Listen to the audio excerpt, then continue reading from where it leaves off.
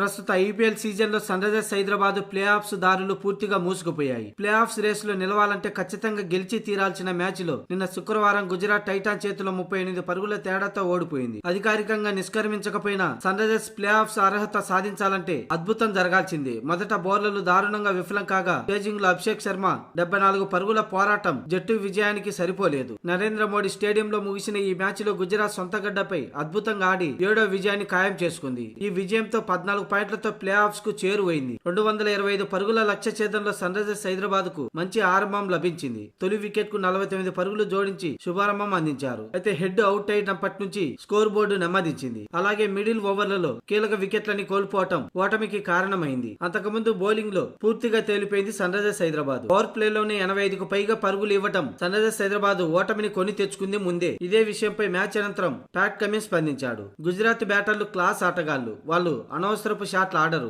Bat balls వేస్తే మాత్రం వదలరు. ఈ మ్యాచ్ లో మేము చాలా చెత్త బంతులు వేశాం. అందుకే వాళ్ళు భారీ స్కోరు చేశారు. టార్గెట్ 200 ఇంటే గెలిచే వాళ్ళం. ఆ ఎగస్ట్ 25 పరుగులే పవర్ ప్లే లో తమ బౌలర్లు అదనంగా ఇవ్వడం ఓటమికి కారణమైందని ప్యాట్ కమిన్స్ తెలిపాడు. అభిషేక్ శర్మ అద్భుతంగా బ్యాటింగ్ చేశాడు. చివర్లో నితీష్ కుమార్ రెడ్డి కూడా బాగా ఆడాడు. మొత్తానికి ఈ సీజన్ మాకు ఏది కలిసి రాలేదు అని ప్యాట్ కమిన్స్ చెప్పుకొచ్చాడు. వాస్తవానికి మహమ్మద్ షమి 3 ఓవర్లలోనే 48 పరుగులు ఇచ్చాడు. అంటే ఓవర్ కి 16 పరుగులు చొప్పున పరుగులు ఇవ్వడమే అటు గుజరాత్ విజయానికి ఇటు సన్ రైజర్స్ హైదరాబాద్ ఓటమికి కారణమైంది.